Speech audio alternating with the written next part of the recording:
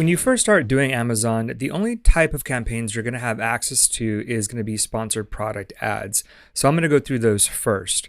Now, this includes both the auto campaigns as well as manual campaigns that I reviewed earlier. Now, there's lots of different approaches to PPC, especially when you're first launching. But what we recommend here at Helium 10 is at a minimum, at least an auto campaign, 2 manual keyword campaigns, and a product targeting campaign. So to get us started, I went ahead and selected a particular product that I want to advertise. And what you need to do is just click on Create Campaign here in Seller Central once you're logged into the account. That's going to open up some options for you. Now, again, you're only going to have access to sponsored products most likely, unless you're already brand registered. Then you're going to have access to sponsored brands and sponsored display, which I'm going to go over later on. So when we click through, we just want to follow some of the best practices that we talked about earlier in our other modules. And so instead of just taking the campaign name that Amazon gives us, we do want to be a little bit more specific so we can actually find it later on and potentially, do some optimizations or reference it. So the product that I'm going to be working on is called Chic. It's the actual brand name, but they're wrist straps. So I'm actually going to define a little bit more because there's lots of these types of products in this campaign. So WW is the wrist strap definition. And then again, I'm going to create an auto campaign first. So I'm just going to put auto. And I'm going to put launch since this is the first campaign I'm going to be doing for this particular one. So if you want to have different things in here, sometimes people put ASINs. So it's just all about really thinking about the best way to then to track your campaigns in the future.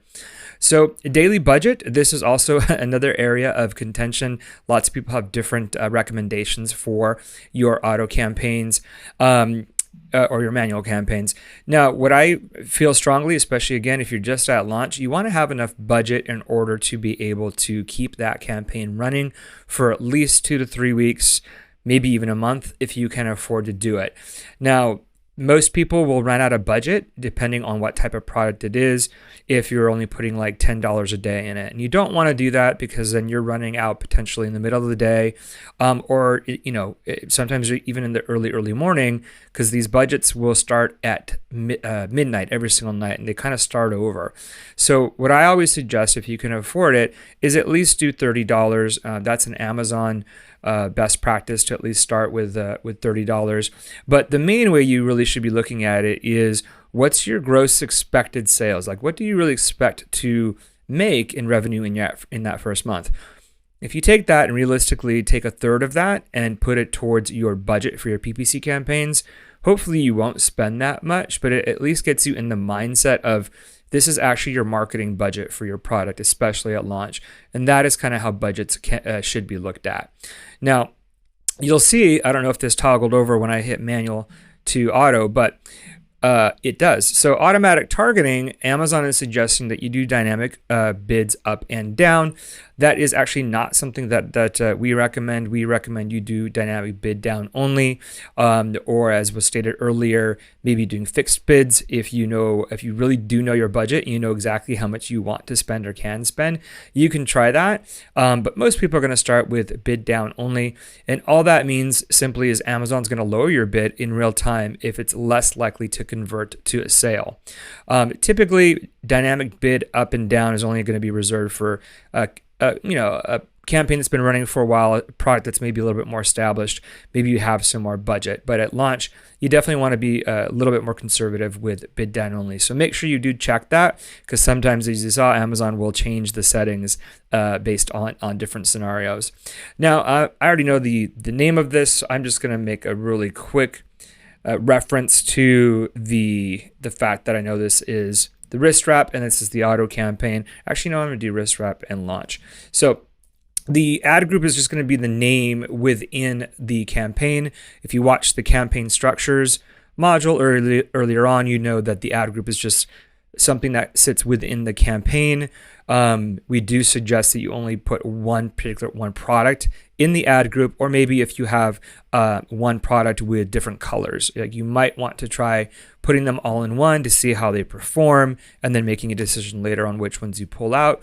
But best practice is to just limit to one product. So this is the one that I selected. Again, it's a powerlifting straps. Now, Amazon's going to give you some default bid suggestions. They're going to give you a suggested bid here for $1.26. You can see the range here is $1.21 to $1.30. So if you want to be conservative, just leave it at the 75 cents. That's typically what their starting default bid is always set at. If you want to be a little bit more aggressive, you're going to get more data if you do increase it to the suggested bid. But as a general rule, I suggest starting low, and then seeing the results, and then maybe increasing the bids later on. So I'm just going to go ahead and leave it at that 75 cents. So let's see, I must have left it back on manual target. No, so automatic targeting. Now, if I wanted to do negative targeting, then I could do that here. Now, negative targeting is really only going to be used if you've already ran a campaign before and you know that there's words that haven't worked for you in the past. Typically, you want to have data in order to reference that. If this is a new campaign, you're not going to have that data, so there's really nothing to add here, which is why it says optional there. So I tend to leave that blank unless it is something that you have data on. So that's it. I'm going to go ahead and launch this campaign, and this is going to be seen up to an hour. Sometimes I've seen it go a little bit longer depending on the campaign type. So you're just going to get this message right here from Amazon letting you know that it went through. Sometimes if there's something wrong with the way you built it out, it's going to give you a different kind of message. So that is essentially the basics of how to create an auto campaign. So now we're going to go ahead and do the keyword campaigns, which are a little bit more involved because you're actually telling Amazon what keywords to use. So that's different with the auto campaign. Again, you're just letting Amazon choose which products to show which listings to show your ad on, which keywords to surface for your particular product. So it's a great way to get data, which is why we suggest it, especially for launch. But you also want to do some keyword research. If you have access to Cerebro and Magnet, which I used, you want to leverage those tools as well when you're doing keyword-based campaigns.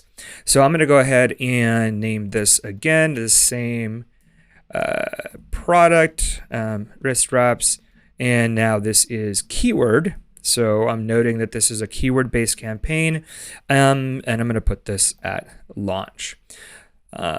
So daily budgets, I'm actually surprised that we're not seeing budgets listed here by Amazon, because they usually give you a little bit of guidance here sometimes with their budgets. But again, I know as a general rule that $30 is probably going to keep me active during the day, all day. If you don't see that, then you can always change your budgets. One thing to note too, you can always hover over these different tooltips within Amazon, and it'll give you a little bit more detail about what you're seeing here. But I did want to make note here is that if you make a change to your budget, it doesn't matter what day of the week or day of the month it is, when you do make an update to a budget, it goes across the whole 30 days. So Amazon knows that it's going to take this daily budget, multiply it by 30. That's going to be the new budget that it's going to have to spend. So you kind of want to be careful with that when you're making adjustments to your budgets. Again, we're not doing auto targeting. We just did that. So we're going to be doing some manual targeting. Manual targeting is automatically set to bid down only, which is great. That's what we want. So this I'm going to do just wrist wrap keyword. You can put ASINs there if you want. A lot of people do that, but you'd have to then memorize your ASINs. So if you end up with a big portfolio or over time, that might be a little bit hard to do. That's why I generally don't use ASINs in that title or ad group name. So again, I'm selecting the same product that I already pre-selected. Now the targeting, because I selected manual, we've got two different options. keyword targeting and product targeting. So I'm going to go ahead and do the keyword targeting to show you guys that first. You can see immediately you get some different options here from Amazon.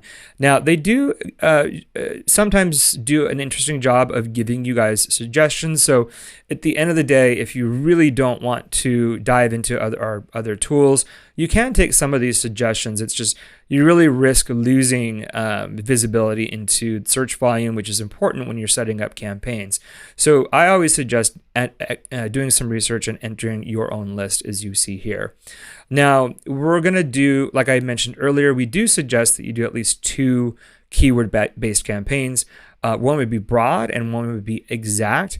Now the broad keywords, if you remember from the match types earlier, simply means you're going to get a lot more different search terms that are going to link up to some of these keywords. So you're going to get a lot more data. Exact is the other one that we mentioned that you do, especially after you've done some keyword research, like I just said that I did. So I'm going to go ahead and choose exact, and I'm going to enter a list. So I'll briefly show you how I did this in Magnet. I just looked for powerlifting wrist straps. I tend to try to look for more long tail keywords when doing keyword research, because you're going to get just a different set of keywords and potentially ones that aren't as high volume or high targeted. So I just put 4 different words: powerlifting wrist straps. Now I did 2 different search volumes. So the one I'm showing you right here is for a search volume of 1,000 to at least 5,000. So this is on the higher end. So this is something that the results that I did get from this, which I did have to whittle down even more by adding the word straps. You can see I got 19 different keywords here that were in that range of 1,000 to 5,000 search term volume. So again, those are really, really high search volumes. So they're going to spend significantly if the relevancy for this new ad is there. And the point for that is simply that you want to make sure that you isolate these kinds of keywords. If you got lower search volume keywords, like I did a search volume before this for below 1,000, anything below 1,000, and that is what I would use for like my broad match keyword campaign. I'm just going to build the exact match keyword campaign here. So I already went and saved 5 of those keywords that I just showed you guys on that page, and 5 really is kind of the max that I do suggest that you guys do for this type of campaign. Anything more than that at high search volume, it's just you're not going to get any impressions. So if you're more focused on your keywords and their search terms, you're just going to get a better result. You're going to see potentially a lot more performance from this. So that is the exact match keyword campaign. As soon as I hit launch, that will go through. Negative keyword targeting, the same thing. I don't really have any data yet, so I'm not going to add anything here.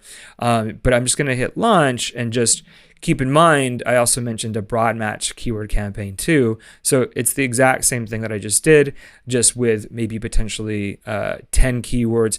Maximum 20 keywords is the maximum we recommend, but definitely lower search volume keywords that will potentially spread or spend budget evenly across those. So that is the last one for that. Now, the final one that we're going to look at is our product targeting campaign. Again, that's our 4th campaign type that we do recommend that you do. Also, again, available to you in the sponsored products campaign group. So we're going to click through. We're going to make the same kind of selections as before. Chic and wrist strap. And this is a product targeting campaign, so I'm going to put product. So I immediately know what type of campaign it is just in looking at the name of it at a later date. So again, daily budget, I'm just going to start at 30. If you can do more, absolutely do that, but you just want to make sure, and I'll show you when I'm optimizing campaigns, I will show you why you want to do that and how you can do that in Seller Central. So targeting, we keep manual, because again, this is something that you're adding to, you're not just letting the auto campaign run it. So we're doing dynamic bid down only. That's fine. That's that setting here. Wrist strap, and I'm going to do product. Okay, I'm going to put in the ASIN that I've already, it looks like, because I did, I did that other ASIN. So let's see if I can find this by power lifting. So if you do forget your ASINs, you do have the ability to find or search by other methods. Powerless, let's see, straps. Okay. There it is. Okay. So once you have made that selection, the targeting is where it's going to differentiate between keyword and product. We're doing product targeting now. And again, you can hover over these. It'll go to different pages, but just keep in mind that product targeting is those ones that appear actually on the product listing. Very, very powerful placements that I showed you and that Destiny also showed you from Better AMS. So definitely things that you want to do. The first thing that you will notice is that it gives you a category refinement. So or it'll give you a category. It doesn't always, but these are getting more and more common where it's going to give you an actual category. Now, these are great. You definitely do want to include them, but you always want to make sure if it's not exact to what your product is, then you do want to potentially look for it. Now, this is weightlifting belts. They probably don't have a weightlifting straps, wrist straps one. So this is actually pretty close. At the very least, it's a complementary product. So it is something that you potentially would want to look at, but you always want to click refine. You don't just want to click add because you really want to tell Amazon of this category, how many products I want my ad to be seen on. If you have a particular brand in mind that you would want your product to be seen on, you can select that.